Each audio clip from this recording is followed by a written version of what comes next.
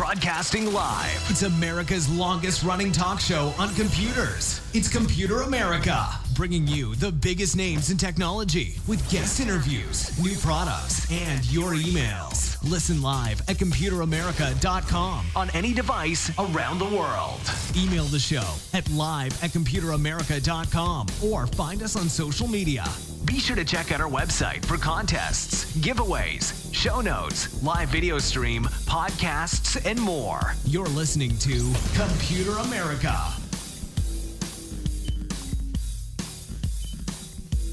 Hello and welcome into the Computer America Show. We are the nation's longest running nationally syndicated radio talk show on computers and technology. Thank you for joining us, and I hope all of you are having a great day so far.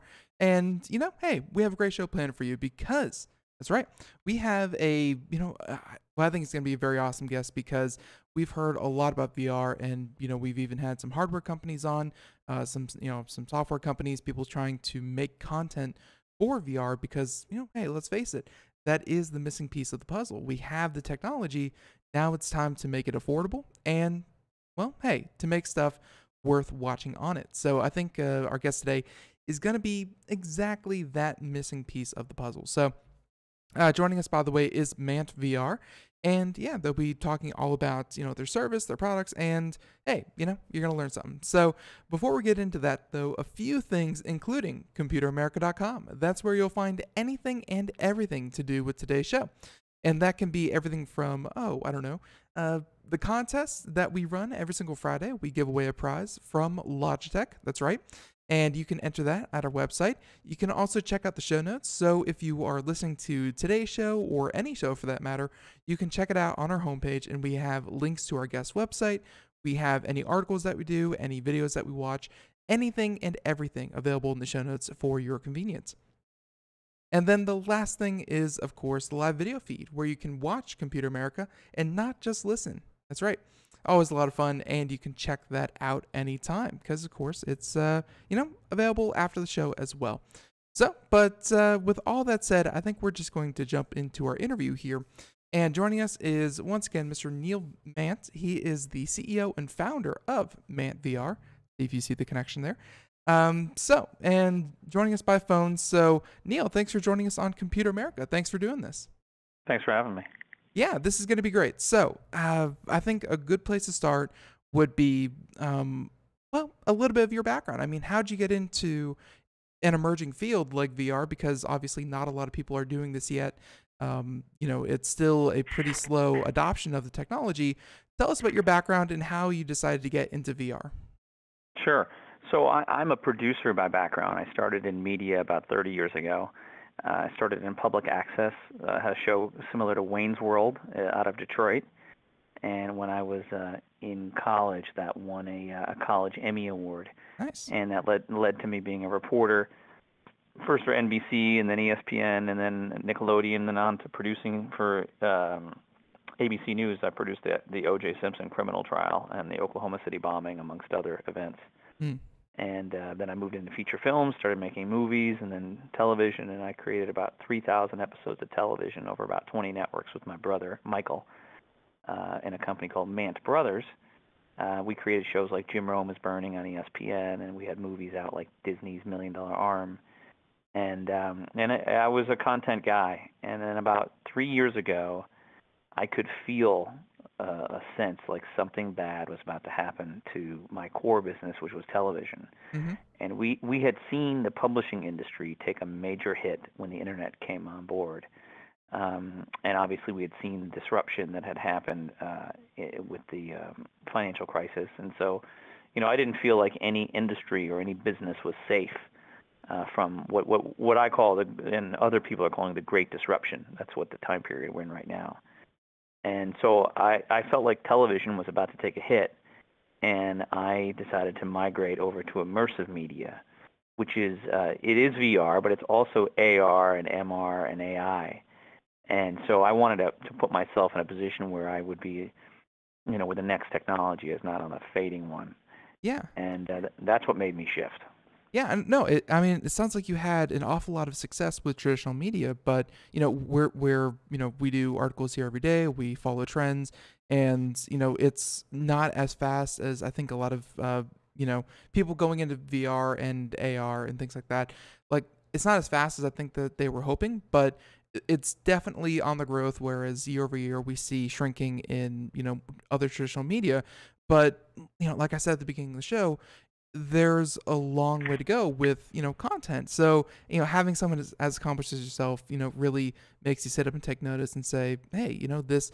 Well, actually, I'll let you kind of use your own words.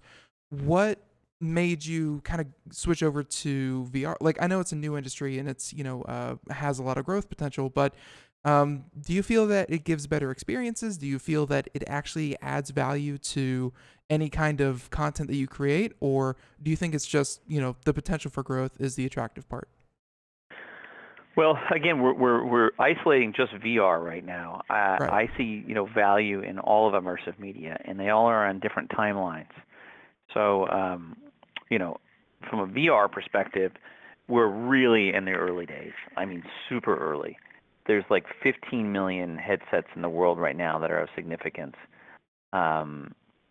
I just read an article in today's Hollywood Reporter that says that by 2020, 1/3 of the population will have tried or be using VR at that point. VR, we're seeing it initially be deployed not necessarily with 360 content. And what people have to understand is VR is the experience. That's when you put the goggles on your head. So I think what the Hollywood Reporter is talking about in 2020 for people to have VR experiences, it's going to still be a lot of 2D traditional content. So you may be at your house, I'm at my house, and we both want to watch, one of the new episodes of Will and Grace. And so we can put on the goggles and go into a shared room experience where we can see each other, have a sense of each other's presence with haptic response. We could shake hands. And then on the big screen in that shared room, we could watch Will and Grace. So that is a VR experience, and that's probably the earlier shared ones that will happen. The 360 storytelling component of it, what people think of amazing storytelling in VR, it is 360 degrees. There's a lot of complexities with that still have to be figured out from a storytelling perspective. If you think about cinema, the first 20 years of filmmaking, people didn't use a dolly. The camera didn't move; it was static. Yeah. And so that kind of growth in storytelling, we have a long way to go. And having made, at this point, I've made about almost 3,000 pieces of VR content, and so I understand the limitations and the complexities of it, and I still have a long way to go before I will feel like I'm a master. Right. And no, there's, that's something that we are learning about VR is that, the first games, they were, kind of simulations of, traditional events. But I mean, as VR has grown, we're seeing that, it really is super applicable to things like horror games and horror genres. I mean, there's things you can do in VR that you just can't do elsewhere. So, no, very, very good. And obviously, we're going to keep learning that. But let's get into some of the technical side because, obviously, I don't think there's a strict set standard yet for VR content. And you actually have a couple of technologies here listed. If you could get into, kind of one versus the other, and from an outsider's point of view, it just looks like the age-old battle of Google versus Apple. What's ARKit and what is ARCore? Yeah. Okay. So now we're talking about AR. Right. So and we really should expand it because AR is actually going to be the driving force in immersive media that makes VR get adopted. So AR stands for augmented reality, VR stands for virtual reality, and MR stands for mixed reality, where AI is artificial intelligence. Those four are the main components of immersive media. And AR is something that has been around for a little while, and we've all seen it, and you may not have known it. So if you watch a football game and you see that little yellow line across the field, that is an AR activation, and it's being put onto your television set, and you're watching it happen. It's augmenting the actual reality. So last year we saw Pokemon Go blow up.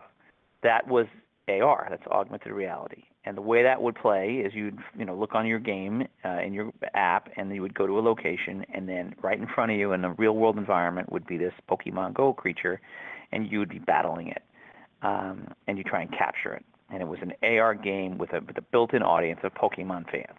And then it went away. The reason it didn't blow up was because Apple didn't say it's going to blow up. And that's kind of how things go. And in June, Tim Cook came out and he said that the new iPhone, the 10th anniversary of the iPhone, one of the most important functions of it will be this AR technology. And they were going to give away an open source, essentially framework that people could play within, which is called AR Kit.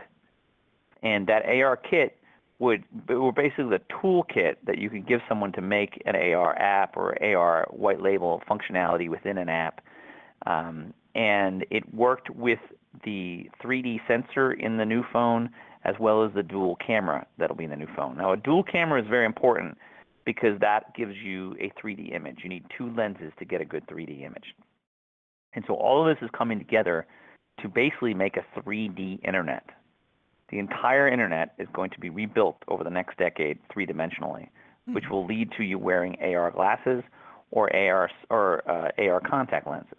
And I mean, just real quick, I mean, that's very interesting. I've never heard it put that way. I mean, I've definitely heard that information as it currently stands, like, you know, I'm sure we're going to get into artificial intelligence, but as information currently stands, we have so much of it, there's so much to parse through that the traditional way of, you know, let's face it, the internet nowadays kind of resembles a magazine, kind of resembles a book that you open it up and you look at a list and you hunt for information that way.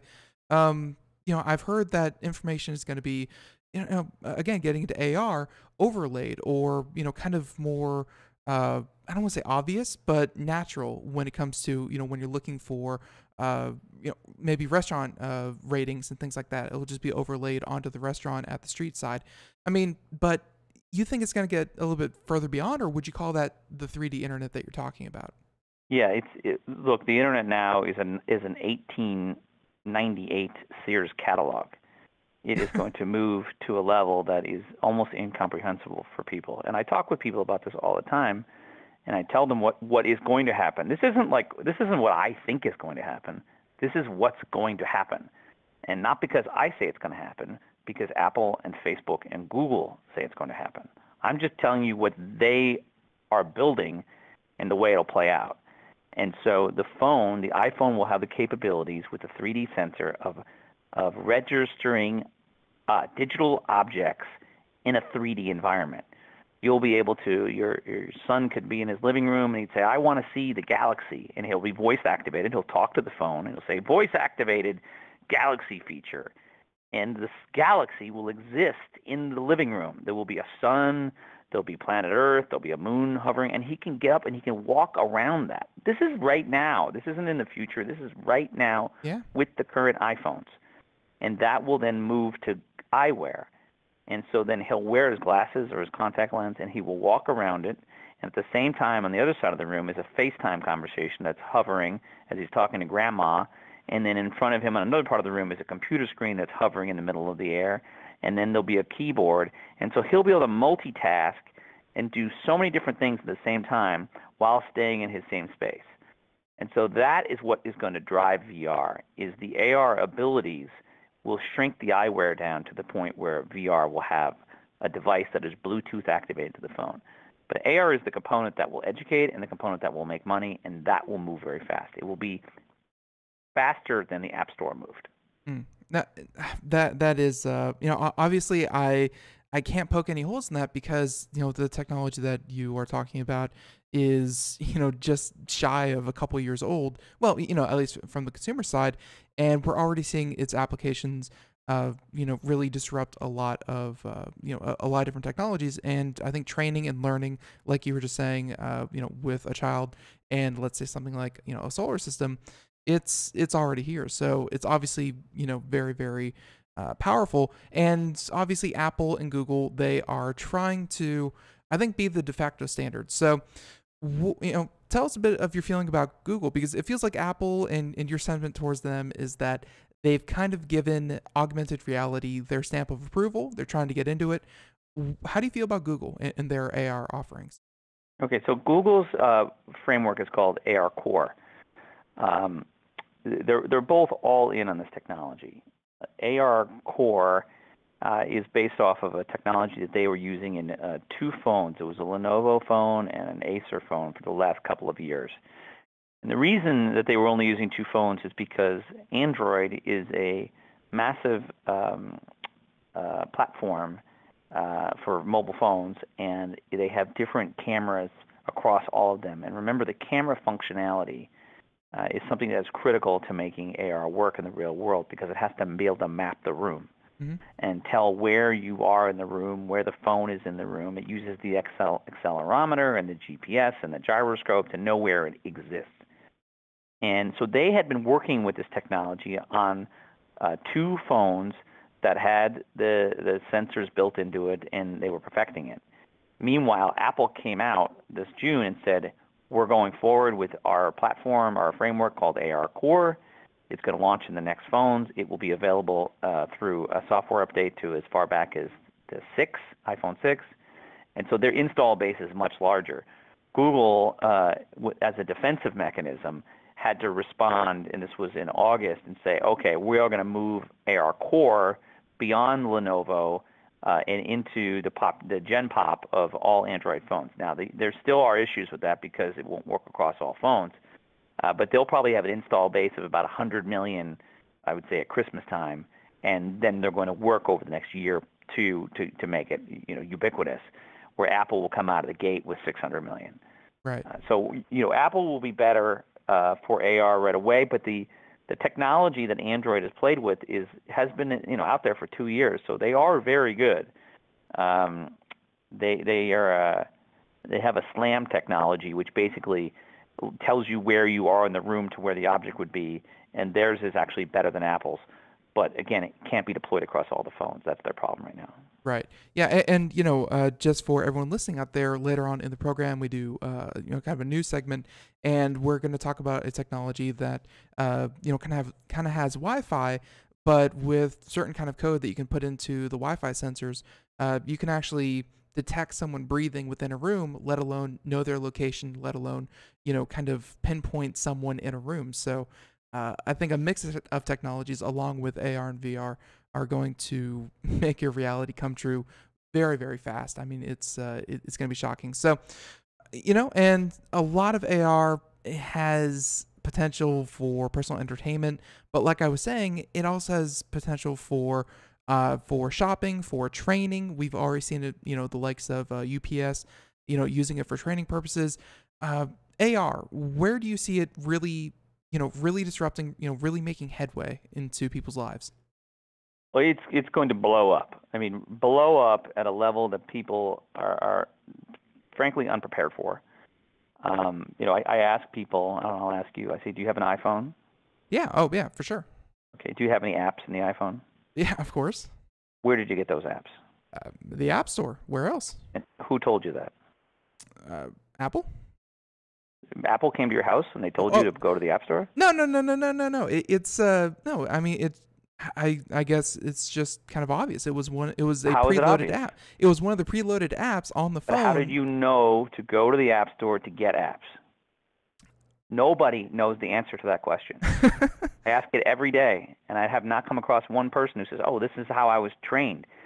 But Apple did not come to your house. There was no session in your living room with a whiteboard where they said, here's what the App Store is, and here's how it's going to work, and here's why you're going to do it. You just learned. It became a societal thing. This is much, much bigger than any one app. This is a framework. This is a massive technology. And AR is going to be deployed that way. And people right now, if you ask them what AR is, they're like, I don't know. What is that? But in a year, they're going to say, AR means I can point my phone at something, and then I will get information. And that information is up to the brand what that is. So it may be a silly little video, or it may be a coupon, or it may be something free. And millennials like free stuff. Generation Z likes free stuff. And so what's going to happen is it'll just start getting deployed in everything. And you'll see buttons, you'll see things that say AR enabled, and then you will understand, oh, AR means that if I'm in the Nike store, I use the Nike app and I can get something. There's going to be some content about LeBron James, or there's going to be a free pair of shoes or whatever. And the minute I turn on my AR, and the minute I point my camera at whatever it is, I have a one-on-one relationship with that brand, which may be good for me or may be better for the brand, because now the brand knows my cell phone number. Right. This is a game changer. Now the brand can find everybody's cell phone number and their email address and their data, And it's all about data. And so as you move to the future, 5 years from now, 8 years from now, and people are wearing glasses, and you're walking through a mall, and it is able to target your phone, and you're wearing the glasses, it will be straight up Minority Report, and there will be ads that jump off of the walls, and it will say to you, hey, Neil, I know you like this. Why don't you do this? The ad will serve me differently than it serves you because it knows my data.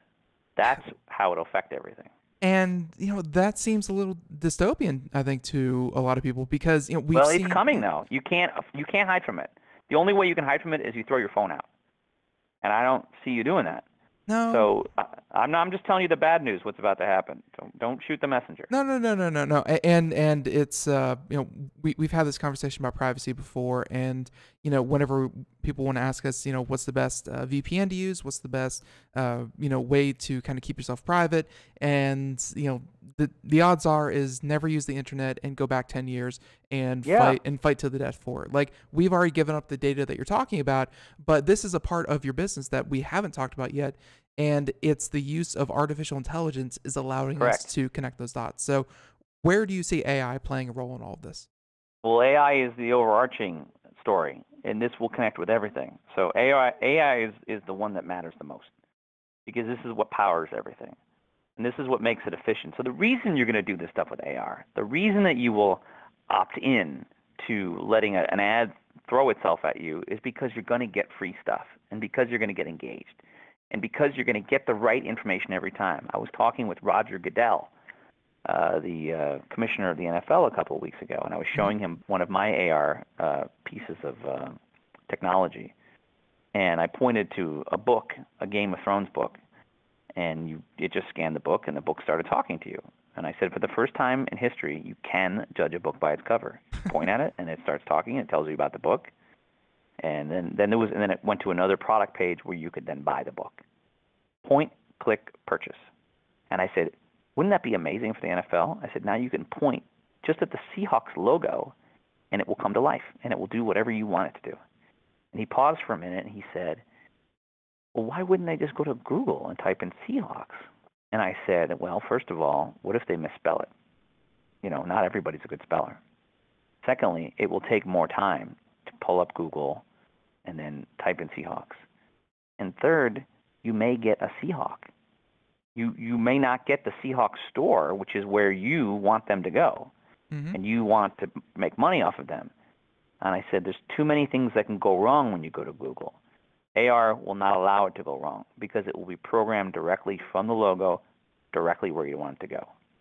And so the efficiencies in business is what's going to drive it all. Right. Yeah, and it's and the AI will drive it. Yeah, and I think it's also the fact that people are so willing to, I think, give up. And like you just said, my generation definitely likes free things. Do you think that for businesses, because you mentioned that you saw what happened in the publishing industry, you saw what was going to happen or starting to happen in television, are any industries... Both of them decimated. Cable won't even exist in 5 years. It'll be gone. That is a very bold prediction. And let me ask you this. Every American, what if I told you every American was going to throw out their TV in 5 years? Oh. Sound like a big statement? Yeah, that's a bold statement. Okay, well, it already happened. Throughout their TVs? Do you still have a tube TV in your house? I do not have one of those big, bulky TVs, no. Any of your friends? No, they've all switched over to plasma or LCD by now. They switched over, or they threw out their television set? I mean, I wouldn't say that all of them threw it out, but the majority of them have switched over to LCD or, They took their television set, and they dropped it in a trash can. Or they went to a dumpster someplace. They didn't take it in and trade it in. They threw it out. And so that is going to happen again. So cable is going to go away for a couple of reasons. One, you don't need it. The cable box running into your house is antiquated. It doesn't make any sense. You can get a signal on a smart TV in your house from the internet. So the cable company has got a little stranglehold on you. They're trying to keep you. They don't make sense from a business perspective. Cable is propped up based off of something called carriage fees. Each cable network in America that's of significance gets a piece of the money you pay every month to cable. ESPN gets $7 from every single person in America. E may get 50 cents or CNN gets 75 cents, but ESPN gets $7 from everybody. Grandma, grandpa, you, everybody. That doesn't make financial sense, and ESPN now owes more money to the rights of the NFL or the NBA in 2021 than they're going to be taking in on advertising and carriage fees because people are cutting the cord to cable. When ESPN pulls out of cable, cable will fall apart. The whole model will fall apart.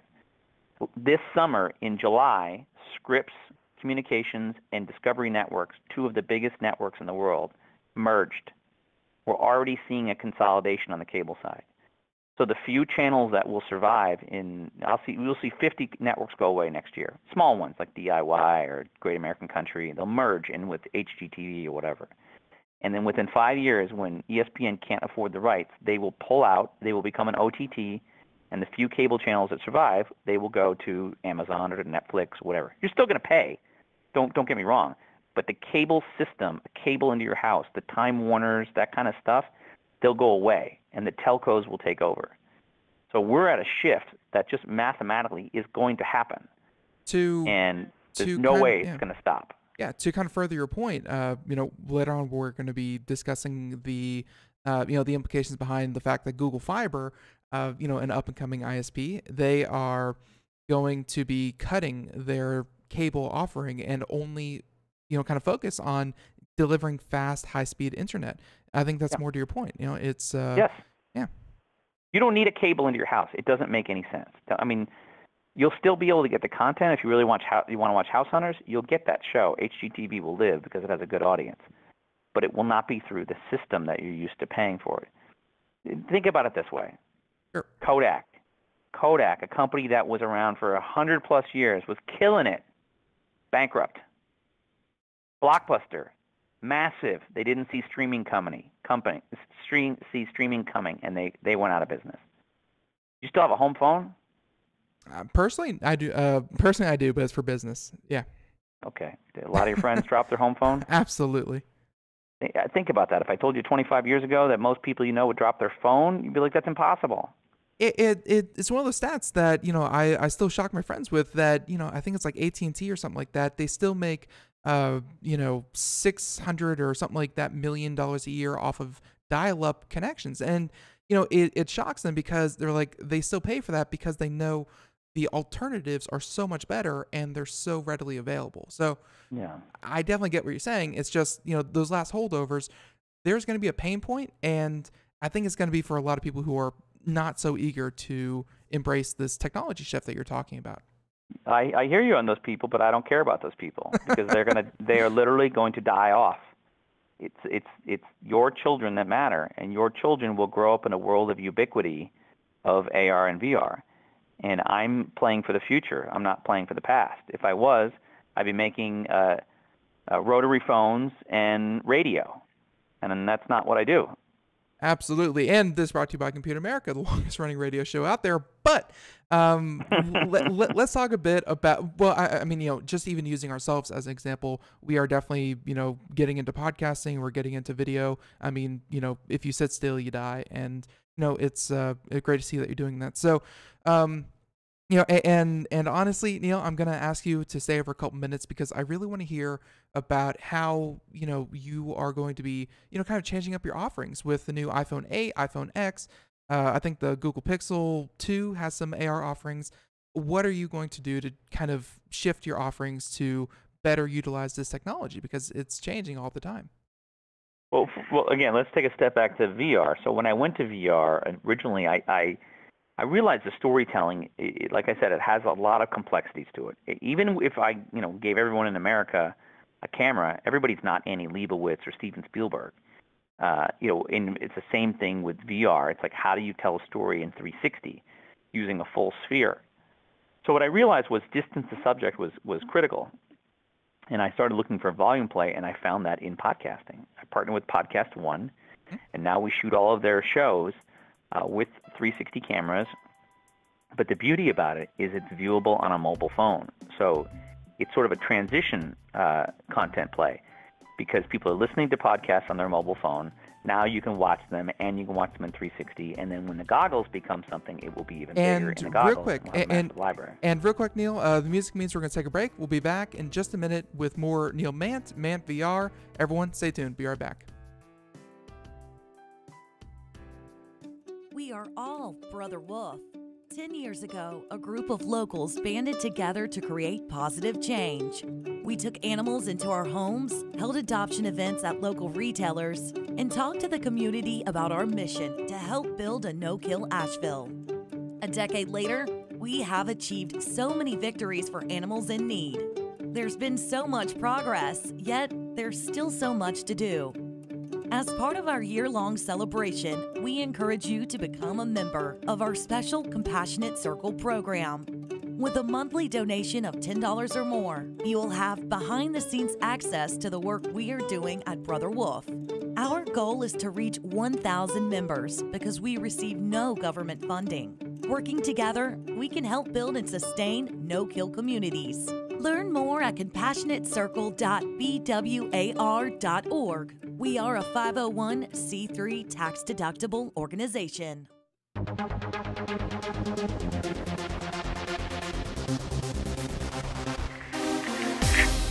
And welcome back to the Computer America Show. 31 minutes past the hour, we are talking to Mr. Neil MANDT himself of MANDT VR. And Neil, I apologize for having to cut you off there, but please continue your thought on this adoption of VR. Yeah, so we initially landed a partnership with Podcast One to make content that could be played on a mobile phone as well as goggles. I think it's important that, as I said, a lot of the content and the shared experiences of VR that Hollywood Reporter mentioned is going to be 2D content. And so we'll see this transition happening with VR over time, but AR, because it works on a mobile phone, will light up right now. And so what we're working on is we're working with brands of finding ways to engage with an audience to tell a new story, but also help them make that one-on-one relationship with the customer and the mobile phone so everybody can win. And so this is really where we're focused right now. Right. Yeah, and I see some of these brands that you're working with, and I think a lot of them, such as Disney or football teams, or even racing. I mean, people can get very, very passionate, and I'm sure they're more than eager to connect with these brands and kind of see behind the scenes, or kind of get a bit more immersed. Do you see? I mean, of course, talking about sports, but there's been a lot of talk about, dedicating one seat field side, one seat, court side at basketball games to kind of a VR camera where you can kind of put on and experience live sporting events. Is that something you are expecting? Because I think, you're talking about the power of ESPN. I mean, that seems right up their alley, giving you that courtside experience. Well, I mean, I personally think the storytelling from the way VR exists right now, again, it's similar to what I mentioned earlier with cinema. Mm-hmm. The camera didn't move in cinema; it stayed still. Movement with VR is complicated, and camera position is complicated. If you're just at courtside, for it to be meaningful, you really need to have a 32K image, which is going to happen, but it's still a ways out. Yeah. But still, even there, it's like I'm stuck at that one position. One of the things that makes television so great is I can be in a bar with a noisy bar, lots of activity, and I can see the football game, and I see the quarterback gets hit in the back, and the ref throws a flag, and then the coach throws his clipboard down on the ground in disgust, and then the defensive player kind of puts his hands up in the air. He's like, "Who, me?" And the quarterback's throwing a fit, and without even hearing anything, I know the story. But in VR, it's just this big wide shot, and I'm like, what's happening? So the experience for a lot of people, this is why you're seeing attendance going down at games. The experience is better at home. I see the story. I can have my own fridge. I get my own food. I can have my friends over. I don't have to deal with parking. So there's all kinds of reasons why the live sport experience needs to take it to another level. And I'll tell you what that level should be, and I'll tell you what the hindrances are. It needs to be drone activity. So if you think about a football game, the smart move would be to have 4 drones, one behind the quarterback, one on each side of the defensive or the offensive line, Right. and then one behind the safeties. Those drones would need to have a basically like anti-missile technology, so they can't get hit by a football, which exists right now, isn't hard to do. And those drones would move forward and backwards as the players go, and then the viewer at home would be able to take the camera position that they want. And so at that, you would feel like you're in the game. And that is what will happen. But what is holding it back is old people who are afraid of drones and are afraid it's going to fall on a player. And that's not a real answer, but that's what's holding it up. And so the minute they really deploy drone technology in games, get you closer to the action, the VR experience will be unbelievable. That is definitely what we're looking forward to. And not only that, but, entire experiences, for a lot of different television shows, not just sports, but very, very exciting. So, I mean, again, a lot of this is, I think talking with you, Neil, I'll be honest, talking with you, I think you've sped up my timeline by a couple of years. I thought this was going to be, in 10 years. You say it's 5. I'm definitely inclined to believe you because, market pressures, if nothing else, market pressures are some of the quickest catalysts to change. So totally. Yeah. So think about the App Store. This is the brilliance of Apple. The App Store, when the iPhone came out, that was in 2007. Mm-hmm. The App Store came out in 2008, a year later. Think about that. There was no iPhone before 10 years ago, no App Store before 9 years ago. How many apps are there right now? 50 billion, 100 billion? I mean, there's no limit. And the technology that the people have created to create the apps is what's driven it.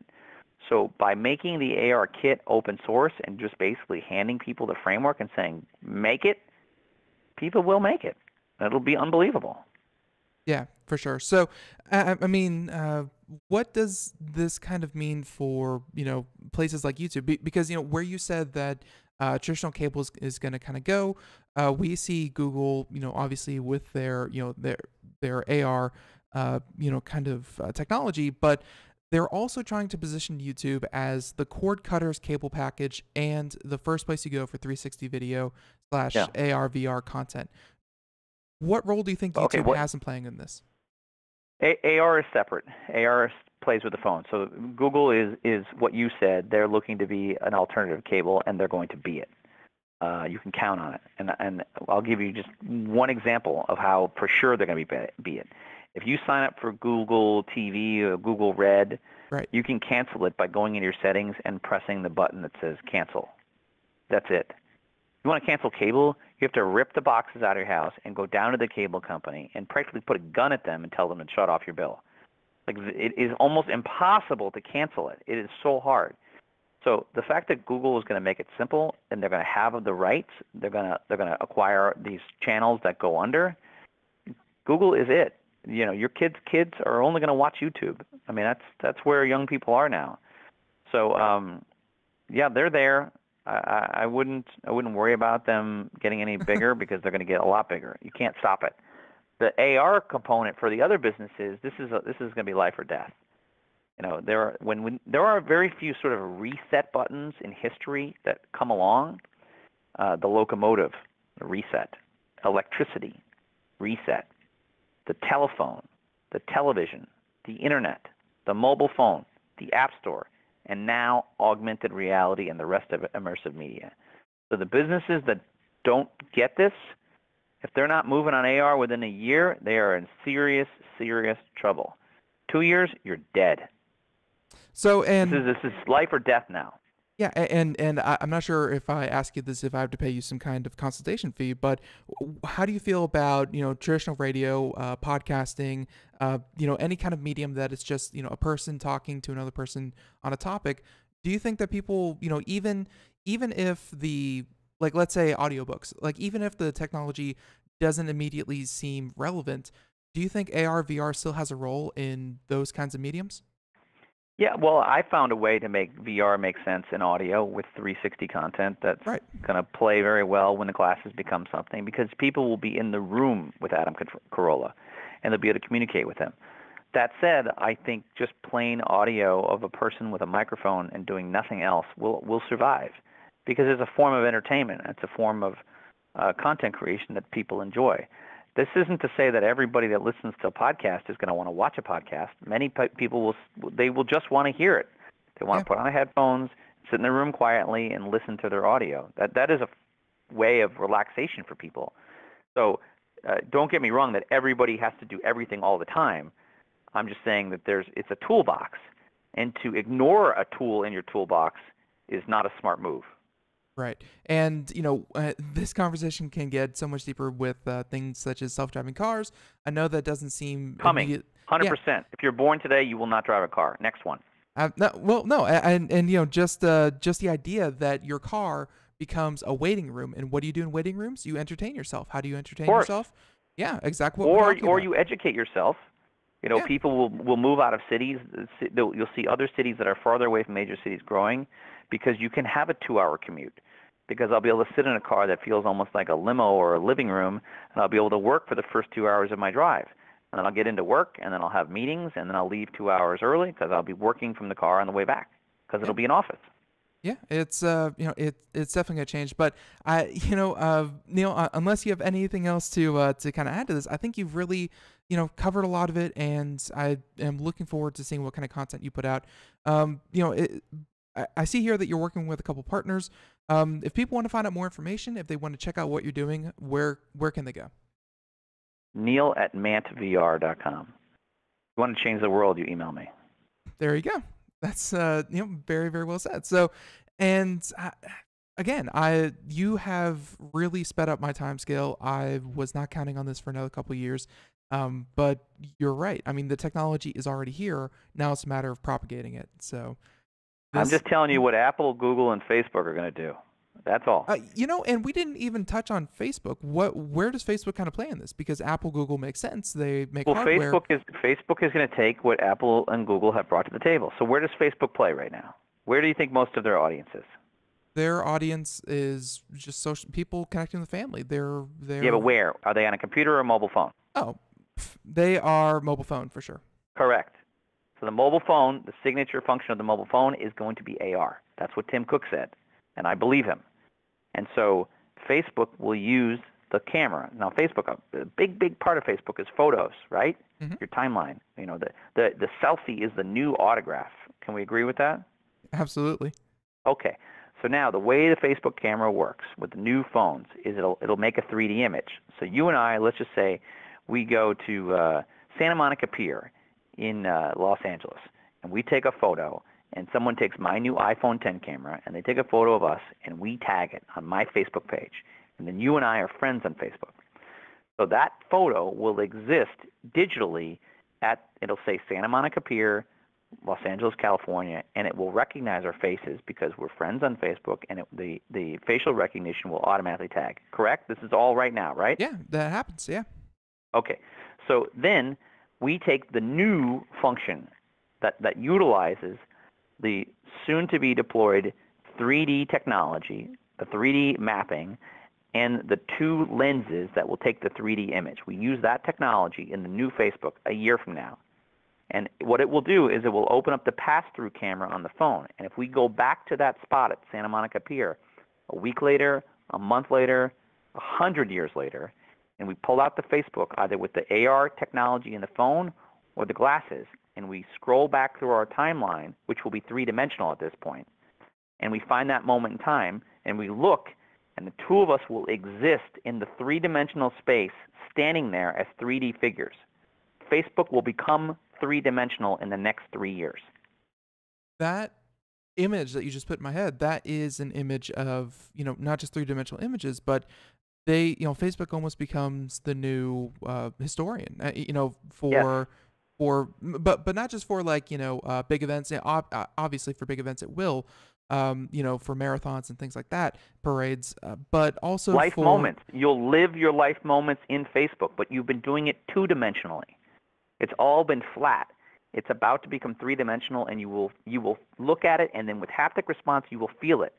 So in your living room, when you had a birthday party, it will still exist there. You'll just scroll through a timeline, find that date, and you'll be able to walk around your kid's birthday party. Yeah, that is, I think to a lot of people, super exciting because it's not just, allowing yourself to, revisit your past experiences, but, information data is much easier to store for long periods of time. Your kids and your kids' are going to be able to relive your events, or see who you were as a person going around and planking or whatever it is the kids are doing nowadays. You can your kids will be able to see that. I mean, yeah, it's so that's the role you think Facebook has, is a kind of a much more personal like personalized experiences, whereas Google and Apple will give you the produced experiences that you consume every day. Something like that. Okay. You'll create your world in Facebook, but people will live in a three-dimensional Facebook world when they play on Facebook. It won't just be scrolling the phone. It will be living and looking around and reliving the moment. So if my friend went to a shop and he tagged the time in the shop, I could see him there. I gotcha. So yeah, and of course mix that with the massive amounts of data that between Apple, Google, and Facebook have on you. I think we're gonna quickly reach a point where VR, AR, and especially AR, you could walk by a billboard if you're using AR, and you and your friend right next to each other are going to see two different forms of advertising. It's 100%. It's what's going to pay for this whole thing. So 100%. It's dystopian. It's possible, and like you said, it's all available. It's all in the here and now. We haven't done too much blue skying. This is definitely possible technology. So I think with that, a little bit of hope, a little bit of skepticism, a little bit of sadness. AR, VR. Neil, thank you for coming on the show and telling us about this. Anytime. All right, great. So everyone, once again, Mr. Neil Mandt, he is the founder and CEO of MANDT VR. You can check it out, MANDT VR. MANDTVR.com, and we have a link in the show notes, of course, at Computer America. Neil, until next time, this was great. Thank you for having me. All right, have a good one. Bye-bye. Okay, bye. All right, so everyone, there he goes. And if you want to learn more, you can, of course, check out ComputerAmerica.com for show notes and things like that. So, and so that was, awesome. That was a certain experience and one of the most interesting guests we've had on in a while. So in the meantime, though, we have computer technology news, a few stories that we kind of teased there that I definitely want to get into. And again, you can find more at computeramerica.com. So here we go. Computer and technology news brought to you by Computer America.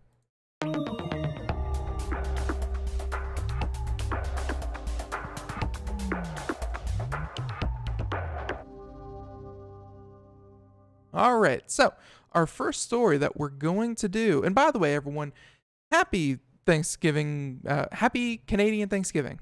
I don't know if that's the proper term for it, but yep, it's happening. Happy Canadian Thanksgiving and happy Columbus Day for those of you who still celebrate it. I believe it's being pushed out in a lot of places for Leif Erikson Day, but yeah, happy holidays to everyone and welcome into Computer America. So let's see. Let us go ahead and we have a couple of stories here that I really wanted to get to. And this one is, can be pretty interesting, I think, for a lot of people out there. And this is the idea of Sony and robots. And I think a lot of people who know Sony, they have followed Sony through their adventures, for quite a while. They've always been a robot-centric company. They've always enjoyed, trying to put out robots of different kinds. And one of their more popular ones, although, there were a couple iterations of it, but looks like they'll be bringing it back. And here is where we have the Aibo. So, if you like dogs, but you just hate the shedding and the bodily functions and the barking and the yapping, well, now we have a return to the norm for those of you who do not want a dog, but you want a robo-dog. And Sony, and this is, by the way, coming from Gadget, Mr. John Fingus, and Sony saying that, saying that they haven't been shy about promising a return to robots, but what you will... Oh, sorry, folks. Yep, so, they said they haven't been shy about their return to robots, but we have an idea, as it will seem remarkably familiar, where the Nikkei reports, and that's the the Japanese stock exchange, that Sony's first device will be an Aibo-like robotic dog made with the help of the former Aibo team members who still work at the company. That's right. So, and they said, and that includes the AI guru, Mr. Masahiro Fujita. I apologize to anyone who knows Japanese.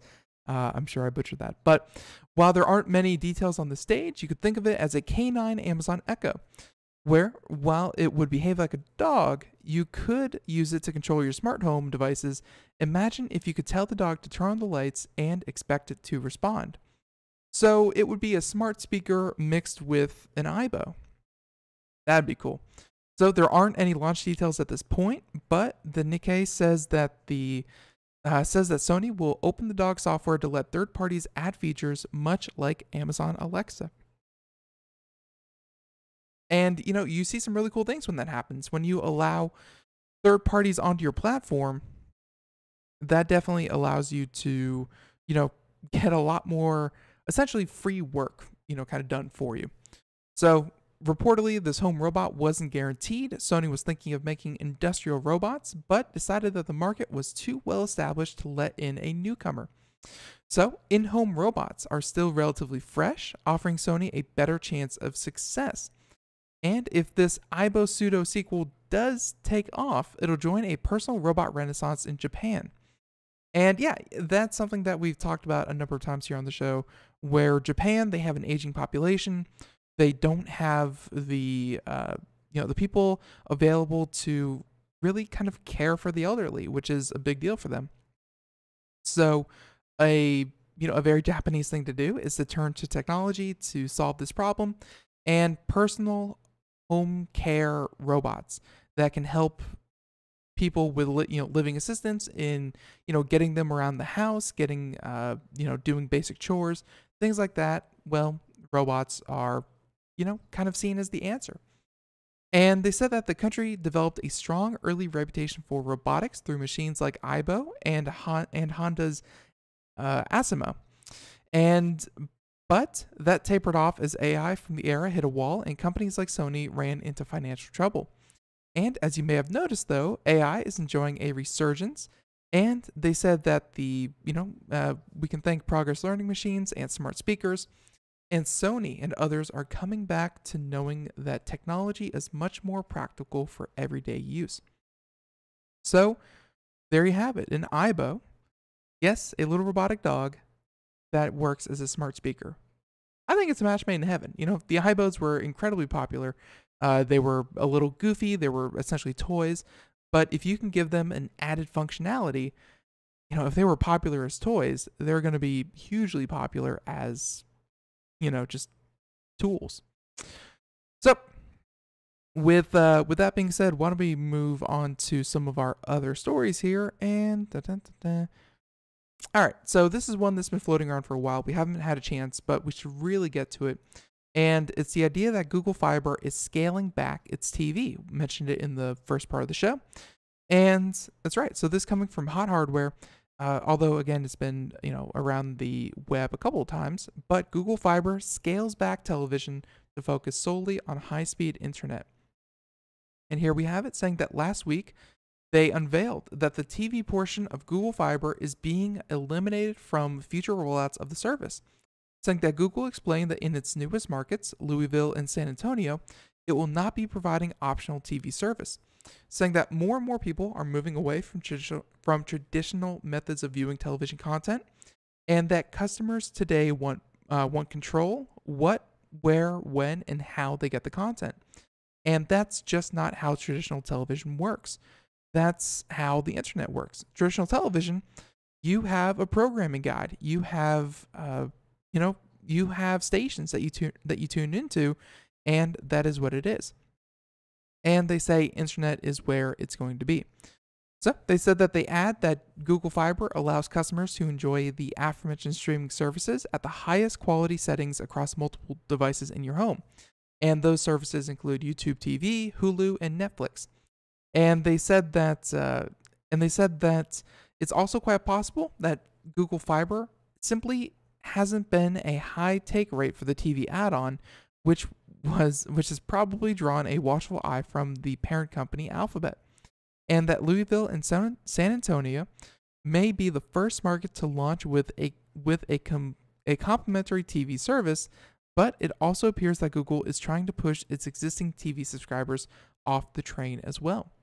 And yeah, that's what, that's again what we were talking about. When these deals aren't lucrative enough, there's no point carrying them, so they get pushed off. Saying that Google Fiber is raising the price of its Fiber 1000, so it's 1 gig internet service, and TV from $130 to $150 a month. And they said that the cost of providing TV programming continues to rise. And however, the sticker shock will be more than new customers, where they will be paying $160 a month for hopping into the new service.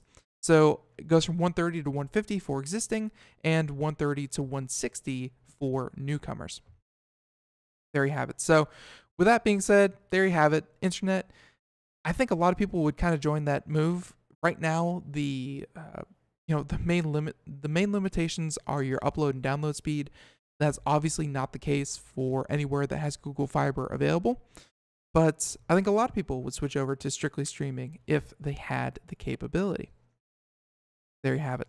So, all right, there's that one. And yeah, again, kind of breezing right through these just because over the past couple days, we have not had a chance to get into computer and technology news.